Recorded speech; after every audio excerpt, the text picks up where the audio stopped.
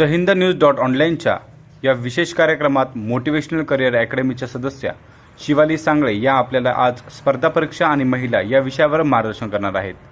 स्पर्धा परीक्षा देत असताना महिला या विभागाकडे कमी वेळेसाठी आणि कमीत कमी संख्येने या फील्डमध्ये येत असतात। मोटिवेशनल करिअर अकॅडमीच्या सदस्या सांगळे मॅडम आपल्याला बहुतांश येणाऱ्या अडचणीवर कशी मात करायची याविषयी मार्गदर्शन करतील। द हिंद न्यूज .ऑनलाईनच्या या विशेष कार्यक्रम आपण दररोज रात्री 8 वाजता द हिंद न्यूज .ऑनलाईनच्या यूट्यूब आणि फेसबुक चॅनलवर बघू शकता। नमस्कार विद्यार्थी मित्रांनो, मी शिवाली सांगळे, मोटिवेशन अकॅडमीची टीम मेंबर। मोटिवेशन अकॅडमी चालू केलेल्या एपिसोडमध्ये मी तुमचं सगळ्यांचं स्वागत करते। आजचा आपला विषय आहे स्पर्धा परीक्षा आणि महिला।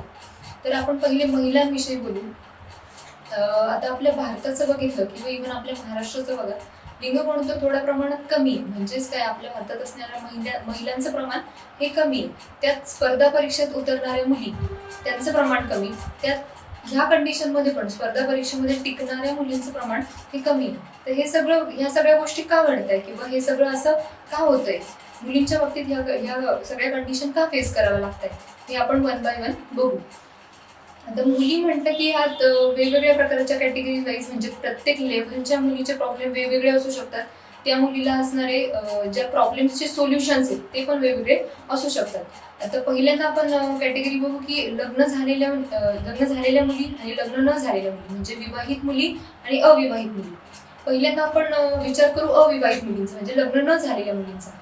तर लग्न न झालेल्या मुली असं म्हणतात की लग्न न झालेल्या मुलींवर कुठल्याही प्रकारची जबाबदारी नसते, तिला कुठल्याही प्रकारचं टेन्शन नसतं, त्याच्यामुळे ती हवे ते डिसिजन घेऊ शकते असं समाजात म्हटलं जातं। पण प्रत्येकाच्याच बाबतीत हे खरं असेल असं नाही।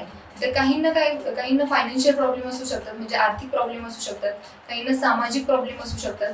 आता जर त्या मुलींचा आपण आर्थिक दृष्ट्या विचार करू की ज्यांची इकॉनॉमिक कंडिशन नाहीये, अशा मुलींचा आपण विचार करू। आता इकॉनॉमिकली विचार केला तर काही मुलींना पैसा हा इझिली अवेलेबल असतो, त्या स्वतःच्या शिक्षणासाठी त्याचा वापर करू शकतात आणि स्पर्धा परीक्षेचं डिसिजन घेऊ शकतात। पण काही मुली अशा आहेत की ज्यांना स्पर्धा परीक्षेचं डिसिजन घेण्याच्या आधी घरच्या फॅमिलीच्या फायनान्शियल कंडिशनचा विचार करावा लागतो। तर अशा मुलींनी काय करावं, मुलींना एक फिक्स सोर्स त्यांनी शोधला पाहिजे। जर तुम्ही स्पर्धा परीक्षेची तयारी करण्याची जर तुम्ही तयारी दाखवली तर त्यासाठी लागणारा पैसा तुम्ही कुठून तुम्हाला उपलब्ध होईल याचा विचार करा। म्हणजे तुम्हाला असणारे आजूबाजूला असणारे तुमचे फ्रेंड्स, तुमचे फॅमिली मेंबर्स, जे तुमच्या विश्वासातले, जे तुम्हाला या गोष्टींसाठी सपोर्ट करू शकतात, असांचा शोध घ्या। जी व्यक्ती तुम्हाला या गोष्टीसाठी सपोर्ट करेल अशा व्यक्तीचा शोध घ्या, त्या व्यक्तीकडून तुम्ही आर्थिक मदत घेऊ शकता। त्यानंतर दुसरं सोल्युशन म्हणजे मुलींसाठी की एक जॉब असतो। जर जॉब करून पण स्पर्धा परीक्षेची तयारी करणाऱ्या बऱ्याच मुली आहेत, पुण्यात तर तुम्हाला अशा मुली सर्रास सापडतील। जॉब करून जर म्हटलं की त्या मुलीचं एवढंच आहे की तुम्हाला टाइम मॅनेजमेंट हे व्यवस्थित करता आलं पाहिजे। जर तुम्ही जॉब करून स्वतःचा पैसा शिक्षणासाठी स्वतः अवेलेबल करताय तर आलेल्या पैशाचा पण तुम्हाला योग्य उपयोग करता आला पाहिजे। तर तुम्ही जॉब करताय, जो काही पैसा मिळवताय त्या पैशात तुम्ही तुमचे बुक्स वगैरे खरेदी करण्यात तिथे इन्व्हेस्ट करा। आणि मेन इश्यू असू शकतो की जॉब केल्यानंतर टायमिंगचं मॅनेजमेंट कसं करायचं। जर तुम्ही 10 ते 5 तुमचा जॉब करताय तर जॉब नंतर उरलेल्या वेळेचं तुम्ही पूर्णपणे तुमच्या स्पर्धा परीक्षा, म्हणजे ज्या काही परीक्षेची तुम्ही तयारी करताय त्या परीक्षेत तुम्ही इन्व्हेस्ट केलं पाहिजे। त्यानंतर हे झालं सगळं फायनान्शियल विषय की तुम्ही फायनान्शियल गोष्टींवर कशी मात करू शकता। दुसरा आणि मेनली कॉमनली प्रॉब्लेम असतो स्पर्धा परीक्षेतल्या मुलींचा, ते म्हणजे त्यांचं असणारं वय। आता वय म्हटलं की प्रत्येक मुलगी ग्रॅज्युएशन नंतरच प्रिपरेशन स्टार्ट करते असं काही नसतं। काही मुली असतात की ज्या 10वी नंतर किंवा 12वी नंतर लगेचच आपले प्रिपरेशन स्टार्ट करतात, कारण त्यांचं एम गोल हे फिक्स असतं। तर काहींना ग्रॅज्युएशन नंतर जाणवतं की नाही, आपण ह्या गोष्टींकडे सिक्युरिटी आहे, स्पर्धा परीक्षेमध्ये जास्त स्टेबिलिटी, आपण तिकडे वळलं पाहिजे, असं ग्रॅज्युएशन नंतरच्या मुलींना वाटू शकतं। म्हणून त्यांचं वय हे थोडं 10वी-12वीच्या मुलींच्या वयाच्या कम्पॅरेटिव्हली जास्त असू शकतं। आता आपण पहिले विचार करू ते म्हणजे 10वी-12वीची मुलगी। जर आपण 10वीची मुलीचा विचार केला तर 10वीच्या मुलींचं कसं असतं की त्यांना वेळ हा भरपूर असतो प्रिपरेशनसाठी। जर तिने त्या वेळेचा योग्य उपयोग करून घेतला, योग्य ते मार्गदर्शन घेतलं, योग्य ते सोर्सेस वापरले तर या मोठ्या टाइम स्पॅन मध्ये ती खूप मोठं यश गाठू शकते। दुसरं म्हणजे असतं की 12वी नंतर प्रिपरेशन स्टार्ट करणाऱ्या मुली, तर 12वी नंतर म्हटलं तरी त्या मुलींकडे ग्रॅज्युएशन नंतरचे 3-4 वर्ष त्यांना आरामशीर भेटतात आणि ह्या जो काही ड्युरेशन आहे त्याच्यात ते त्यांचं बेस्ट प्रिपरेशन करून मिळालेल्या 1-2 अटेम्प्टमध्ये त्यांना हवी ती पोस्ट त्या काढू शकतात. मेन प्रॉब्लेम असतो तो म्हणजे ग्रॅज्युएशन नंतर स्पर्धा परीक्षेचा डिसिजन घेतलेल्या मुलींचा. जर तुम्ही ग्रॅज्युएशन नंतर स्पर्धा परीक्षेचं डिसिजन घेताय म्हणजे त्यावेळी त्या मुलीचं वय मे बी 22-23च्या रेंजमध्ये ती असू शकते. आता ह्यावेळी घरच्यांचं म्हणणं असतं की आपण लग्नाचं डिसिजन घेऊ, त्या गोष्टीकडे वळू किंवा हे डिसिजन तिच्यासाठी योग्य ठरेल असं घरच्यांना वाटत असतं. पण त्याच वेळी त्या मुलीला स्पर्धा परीक्षेची आवड निर्माण होते म्हणा किंवा ही गोष्ट करण्याची तिला जास्त आकांक्षा निर्माण होते किंवा तिची जिद्द असते की नाही आपण स्टेबल झाल्याशिवाय आयुष्यात काहीतरी मिळवल्याशिवाय लग्न वगैरे करायचं नाही, असं खूप मुलींचं फायनल आणि अल्टिमेट एम असतं. तर प्रत्येक आईवडिलांना आपल्या मुलीने आयुष्यात काहीतरी करावं असंच वाटत असतं. कोणत्याच आईवडिलांना वाटत नसतं की तिचं लग्न वगैरे करू, असं कोणालाच वाटत नसतं. प्रत्येक आईवडिलांना आपली मुली स्वतःच्या पायावर उभी राहिलेली कधीही आवडेलच. पण मग लग्न ह्या गोष्टीसाठी डिपेंड म्हणजे त्यांना बॉदर करत असतो तो म्हणजे आजूबाजूचा समाज. तर आजूबाजूचा समाज असा असतो की काही जण पॉझिटिव्ह असतात तर काही जण निगेटिव्ह असतात. तर निगेटिव्ह लोक काय करतात की आता तिचं वय झालंय, तिला काय गरज आहे शिकायची, त्याच्यापेक्षा तुम्ही लग्नाचं डिसिजन घ्या असं आपल्या घरच्यांना सांगत असतात. त्याच्यामुळे आपण पण आपल्या घरच्यांना किंवा आपल्या फॅमिलीला आपण विश्वासात घेतलं पाहिजे या बाबतीत. तरी जर हे लग्नाचे वगैरे विषय तुमच्या अभ्यासाच्या किंवा तुमच्या तयारीच्या मध्ये येत असतील त्याच्यासाठी तुमच्याकडे 2 सोल्युशन अवेलेबल आहे. पहिलं म्हणजे तुम्ही तुमच्या घरच्यांकडनं एक लागणारा वेळ आहे तो मागून घ्या की नाही तुम्ही मला 2 ते 3 वर्ष फक्त आणि फक्त स्पर्धा परीक्षेची तयारी करण्यासाठीच द्या, त्यानंतर तुम्हाला माझ्या आयुष्याचं जे काही डिसिजन आहे तुम्ही घेऊ शकता. जर तुम्ही एक टाइम स्पॅन त्यांच्याकडनं मागून घेतलं तर त्या वेळेचं तुम्ही व्यवस्थित यूज करा, त्या वेळेत तुम्ही योग्य प्रकारे प्रिपरेशन करा आणि तुम्हाला हवी असलेली गोष्ट तुम्ही मिळवू शकता. आणि दुसरं सोल्युशन म्हणजे जर तुमच्या घरच्यांनी लग्नाचं डिसिजन घ्यायचं असं त्यांचं ठरलेलं आहे तर दुसरं सोल्युशन म्हणजे तुम्ही तुमच्या घरच्यांना विश्वासात घ्या आणि त्यांना विचारा की लग्नाआधी जसं मी प्रिपरेशन करू शकते कुठल्याही प्रकारची जबाबदारी नसताना सेम प्रिपरेशन मी लग्नानंतर करू शकेल का. जर तुम्हाला ही शाश्वती मिळत असेल की हो तू अशा प्रकारचं प्रिपरेशन तू लग्नानंतरही करू शकते तर तुम्ही जे डिसिजन तुमच्या लाईफ बद्दल घेशाल ते योग्यच असेल. त्यानंतर तुमचा जो कोणी लाईफ पार्टनर आहे तुम्ही त्याच्याशी डिस्कस करा की तुम्ही स्पर्धा परीक्षा करणार आहे किंवा माझं असं एम आहे मला आयुष्यात हे अचीव्ह करायचंय. जर तुमचा लाईफ पार्टनर तुम्हाला या गोष्टीसाठी सपोर्टिव्ह असेल तर ती गोष्ट तुमच्यासाठी वेल अँड गुड ठरते. तेव्हा तुम्ही तुमच्या लग्नाचं वगैरे डिसिजन जे काही असेल तुमच्या फॅमिलीशी डिस्कस करून वगैरे घेऊ शकता. त्यानंतर सगळ्यात महत्त्वाचा प्रॉब्लेम मुलींना येणारा म्हणा किंवा ऑलमोस्ट सगळ्यांनाच हा प्रॉब्लेम येतो तो म्हणजे आजूबाजूचा असलेला समाज. तर काही जणांचं जे काही आपण म्हणतो विचार आहे ते स्पर्धा परीक्षेविषयी पॉझिटिव्ह आहे. काही जण म्हणतात की जर तू परीक्षेची तयारी केली तर तुला आयुष्यात जे हवंय ते मिळेल, तुझी लाईफ स्टेबल होईल, तू सेटल होशील असं काही जण म्हणतात. समाजात निगेटिव्ह प्रवृत्ती पण आहे, त्या म्हणतात की कुठे काही स्पर्धा परीक्षेत लगेच यश मिळतं का, 1-2 वर्षात प्रिपरेशन करून कोणी काही लगेच अधिकारी होतं का, असं म्हणणारे निगेटिव्ह लोक पण तुम्हाला समाजात भरपूर मिळतील. पण कोणाकडे लक्ष द्यायचं कोणाकडे नाही, कोणाचं ऐकून घ्यायचं, कोणाचे विचार ऐकून घ्यायचे कोणाचे नाही, हे सगळं तुमच्यावर डिपेंड करतं. जर तुम्ही MPSC सारख्या एवढ्या मोठ्या समुद्रात किंवा स्पर्धा परीक्षेसारख्या एवढ्या मोठ्या समुद्रात उडी घेताय ना तर तेवढंच तुम्हाला त्रासही सहन करावे लागतील. जर तुम्हाला या समुद्रातून पोहून जायचे तरुण जायचे तर तुम्हाला तेवढं संघर्षही करावाच लागणार आहे. त्यानंतर अविवाहित मुलींचे प्रॉब्लेम्स असतात की एक 18-19 वय आलं की मुलांना सोशल मीडिया खूप जास्त आवडायला लागते किंवा त्या गोष्टींकडे मुलं वळतात. आता हाच प्रॉब्लेम फक्त मुलींचाच नाहीये, मुलांच्या बाबतीत पण ही गोष्ट असू शकते की सोशल मीडियाकडे मुलं जास्त टर्न होतात. ठीक आहे तुम्ही सोशल मीडियाचा वापर करू शकतात पण प्रत्येक गोष्टीला एक लिमिट असतं, त्या लिमिटमध्ये राहून तुम्ही त्या गोष्टीचा यूज करा. सोशल मीडिया पण असं काही नाही की वाईटच आहे, तुम्ही सोशल मीडियाचा योग्य तो वापर करून घ्या. तुमच्या अभ्यासासाठी सोशल मीडिया ही बेस्ट प्लॅटफॉर्म आहे, तुम्ही त्याचा योग्य वापर करून घ्या. आणि जे काही तुम्हाला स्पर्धा परीक्षेसाठी अवेलेबल असणारं गायडन्स आहे, त्यानंतर सिलेबस म्हणा, पेपर पॅटर्न म्हणा, क्वेश्चन पेपर्स म्हणा, तुम्हाला सगळं काही ऑनलाईन अवेलेबल होईल. अशा पद्धतीने तुम्ही सोशल मीडियाचा वापर करून घेऊ शकता. त्यानंतर दुसरा प्रॉब्लेम किंवा दुसऱ्या कॅटेगरीच्या मुलींचा विचार केला तर त्यानंतर येतात त्या म्हणजे लग्न झालेल्या विवाहित महिला. तर विवाहित महिला म्हटलं की तिच्यावर असणारी जबाबदारी ही भरमसाठ असते, खूप साऱ्या जबाबदारी तिला पेलाव्या लागणार असतात. तर त्यासाठी तिला सगळ्यात महत्त्वाचं असतं ते म्हणजे तिच्या लाईफ पार्टनरला विश्वासात घेणं, त्याला सांगणं की माझ्यासाठी माझं एम, माझं गोल हे आहे आणि ते अचीव्ह करण्यासाठी तुम्ही मला सपोर्ट करा, हे सांगून त्यांना विश्वासात घेणं हे सगळ्यात महत्त्वाचं असतं लग्न झालेल्या मुलींसाठी. जर तुमचा लाईफ पार्टनर तुम्हाला स्पर्धा परीक्षेसाठी सपोर्ट करणारा असेल तर ही गोष्ट खूप तुमच्यासाठी एक वरदानच ठरते असं आपण म्हणू. कारण लाईफ पार्टनर जर सपोर्टिव्ह असेल ना, तुम्हाला योग्य तो वेळ मिळतो तुमच्या अभ्यासासाठी. तुम्ही फ्री माइंडने तुमचं प्रिपरेशन करू शकता. जेवढा फ्री माइंडने तुम्ही तुमचा अभ्यास केला तेवढा तो चांगल्या प्रकारे तुमच्या लक्षात राहील आणि तेवढाच तुमचा परफॉर्मन्स वाढेल आणि तेवढाच कमी पिरियडमध्ये तुम्ही तुमचं जे काही एम आहे ते अचीव्ह करू शकता. जर तुम्हाला जर तुमच्या मुलांची जबाबदारी असेल, दुसरी जबाबदारी असते ती म्हणजे मुलांची.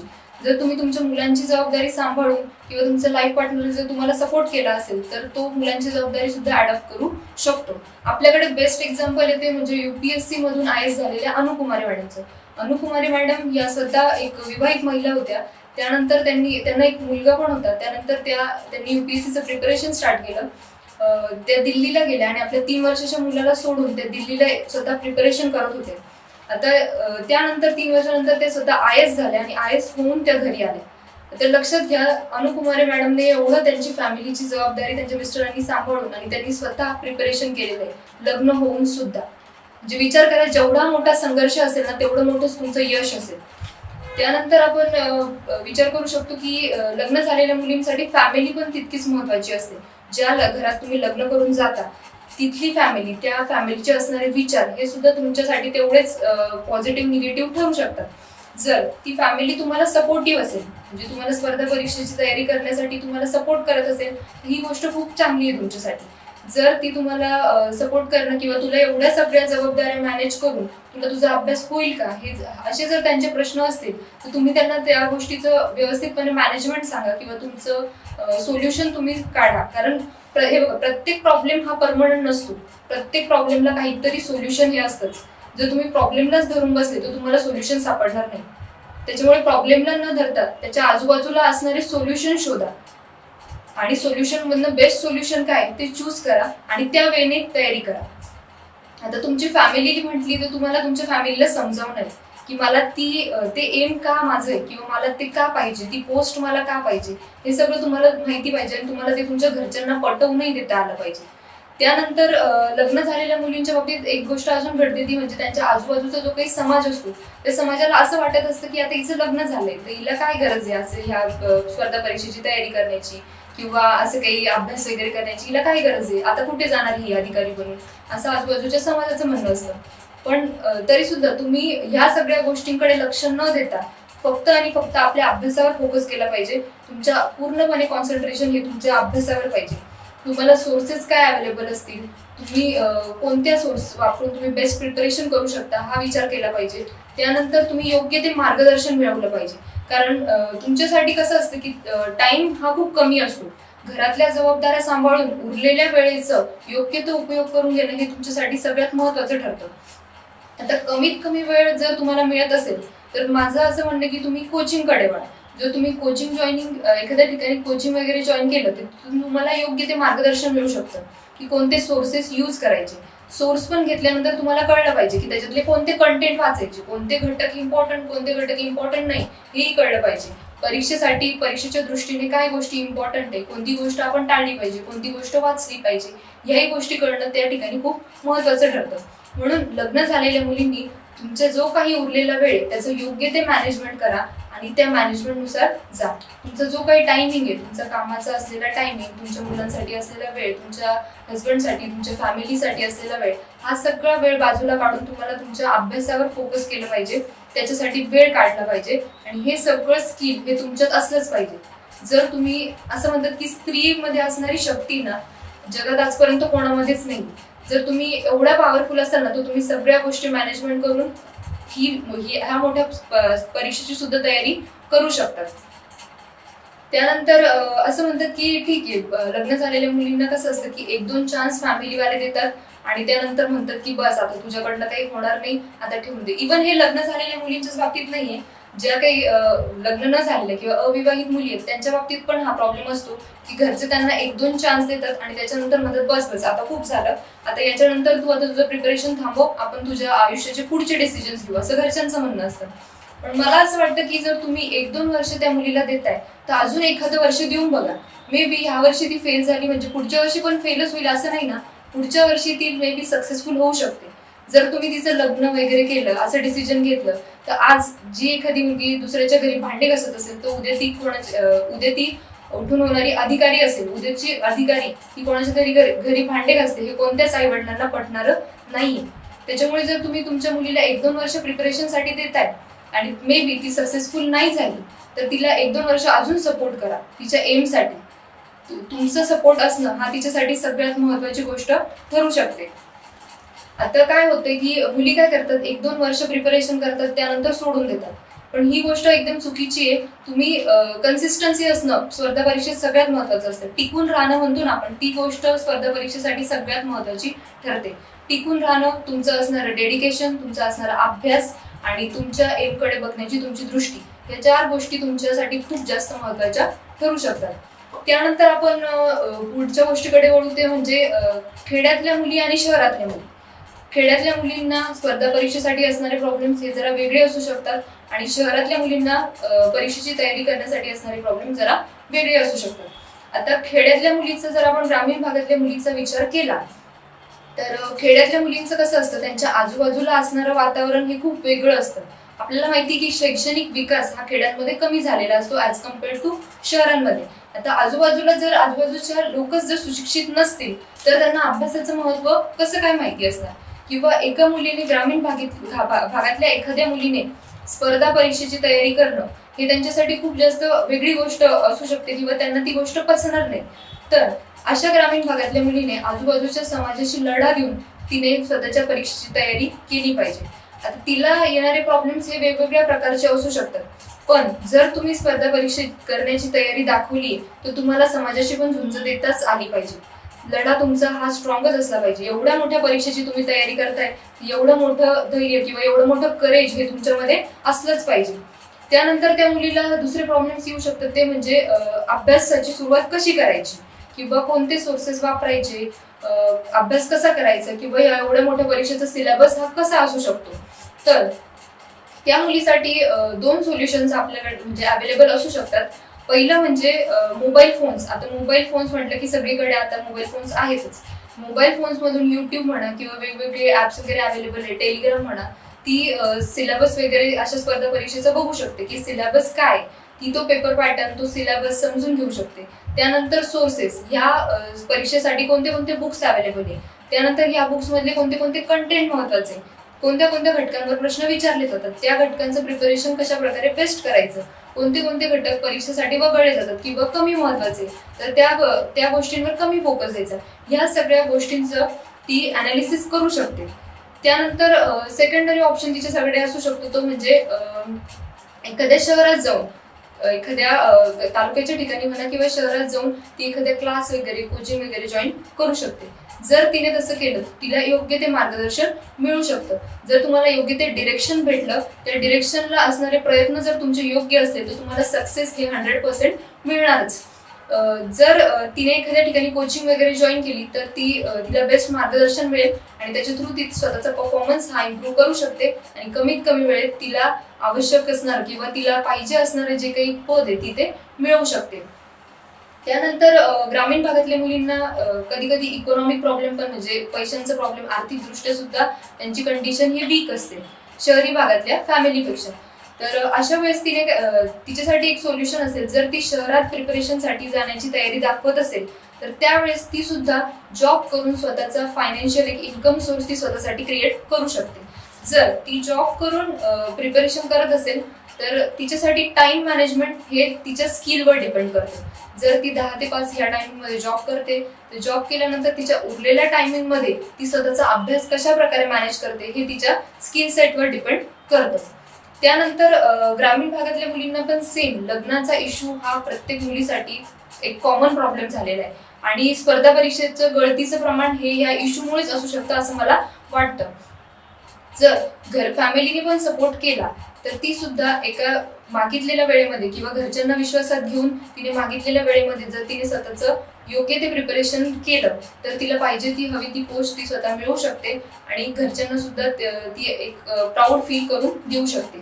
त्यानंतर एक आपण शहरी भागातल्या मुलींविषयी बोलू. तर शहरी भागातल्या मुलींमध्ये कसं असतं की त्यांना येणारे प्रॉब्लेम हे ग्रामीण भागातल्या मुलींपेक्षा कमी असतात किंवा तिला एवढे प्रॉब्लेम फेस करावे नाही लागू शकत जेवढे खेड्यातल्या मुलीला फेस करावे लागतात. कारण शहरी भागात कसं असतं की आजूबाजूचा जो काही समाज असतो हा खूप जास्त डेव्हलप असतो. मग फॅमिलीचा पण मुलीकडे बघण्याचा जो काही दृष्टिकोन असतो हा पण जरा वेगळा असतो. शहरात कसं असतं की आजूबाजूला शैक्षणिक वाढ ही खूप जास्त झालेली असते आणि जेव्हा माणसाचा शैक्षणिक विकास होतो ना तेव्हा माणसाचा अल्टिमेटली मानसिक विकास पण होत असतो. जर फॅमिलीचा विचार हे खूप जास्त चांगले असतील तर शहरी भागातल्या मुलींना परीक्षेची तयारी करण्यासाठी एवढा जास्त प्रॉब्लेमला फेस करावा लागत नाही. तर त्यांच्यासाठी इम्पॉर्टंट काय ठरतं की मिळालेल्या वेळेमध्ये त्यांनी त्यांचं प्रिपरेशन करून जो काही त्यांना वेळ फॅमिलीने दिलेला आहे त्या वेळेत त्यांनी योग्य ते प्रिपरेशन करून जे काही त्यांचं एम आहे ते प्रूव्ह करणं किंवा स्वतःला प्रूव्ह करणं हे त्यांच्यासाठी बेस्ट ठरू शकतं. त्याच्यामुळे खेड्यातल्या मुलींना येणारे प्रॉब्लेम्स हे शहरी भागातल्या येणाऱ्या मुलींच्या दृष्टीने हे नेहमी जास्तच असतील. त्यानंतर पुढे जाऊन आपण बोलूया की स्पर्धा परीक्षांमध्ये असणाऱ्या मुलींचं गळतीचं प्रमाण किंवा मुली प्रिपरेशन स्टार्ट करतात आणि त्याच्यानंतर मुलींचं प्रमाण कमी कमी होत जातं. तर ह्या गोष्टी ज्या काही घडतात याचे परिणाम हे खूप वाईट असतात. आता मुलींनी आणि त्यांच्या घरच्यांनी हे समजून घेतलं पाहिजे की स्पर्धा परीक्षा म्हटलं की मुलींना असणारं कॅटेगरी वाईज किंवा रिझर्वेशन हे असतं. फिमेल कॅन्डिडेटसाठी हे रिझर्वेशन असतं. त्यातल्या त्यात फिमेल कॅन्डिडेट आणि त्यात तुमच्याकडे कॅटेगरी असेल म्हणजे SC, ST किंवा OBC कॅन्डिडेट किंवा VJNT तुम्ही कॅन्डिडेट असाल तर तुमच्यासाठी जे काही स्पर्धा परीक्षा आहे त्यांच्यामध्ये रिझर्वेशन असतं. तर हे काही शासनाने जे काही रिझर्वेशन दिले त्याचा तुम्ही योग्य प्रकारे वापर करून घेतला पाहिजे आणि तसं तुम्ही प्रिपरेशन केलं पाहिजे. आता 1-2 वर्षात तुम्ही प्रिपरेशन स्टार्ट केलं आणि लगेच तुम्हाला पोस्ट मिळाली असं होणार नाही. तुम्हाला मे बी त्याच्यासाठी अजून एखाद्या वर्षी इन्व्हेस्ट करावा लागू शकतो. आता यश आणि अपयश हे जर तुम्ही म्हटलं की आपल्या आयुष्याचे हे टप्पे पहिल्याच गोष्टीला एखाद्या गोष्टीला सुरुवात केली आणि पहिल्याच टप्प्यात तुम्हाला यश मिळालं असं होणारच नाही. काही असे खूप क्वचित लोक असतील की ज्यांना पहिल्याच टप्प्यात लगेचच यश मिळू शकतं. त्यामुळे तुमचं टिकून राहणंही या स्पर्धा परीक्षेच्या क्षेत्रात खूप जास्त महत्त्वाचं ठरतं. त्यानंतर जे काही तुमचं हे स्पर्धा परीक्षेच्या रिलेटेड जे काही तुमचं प्रिपरेशन हे असंच चालू असू द्या. जर तुम्हाला कुठल्याही प्रकारचा काहीही प्रॉब्लेम आला तर मोटिवेशन अकॅडमी ही तुमच्यासाठी सदैव अवेलेबल आहे. आमचे मोटिवेशन अकॅडमीचे हे एपिसोड असेच चालू राहतील. जर तुम्हाला कुठल्याही प्रकारचा स्पर्धा परीक्षेशी रिलेटेड म्हणा किंवा इतर काही कुठलाही प्रॉब्लेम असेल तर तुम्ही खाली दिलेल्या नंबरवर संपर्क साधू शकता किंवा तुम्ही मोटिवेशन अकॅडमीला स्वतः भेट देऊ शकता. तुमच्या भावी आयुष्यासाठी तुमच्या स्पर्धा परीक्षेच्या प्रिपरेशनसाठी तुमच्या गोलसाठी तुम्हाला मोटिवेशन अकॅडमीतर्फे खूप खूप शुभेच्छा. Thank you so much.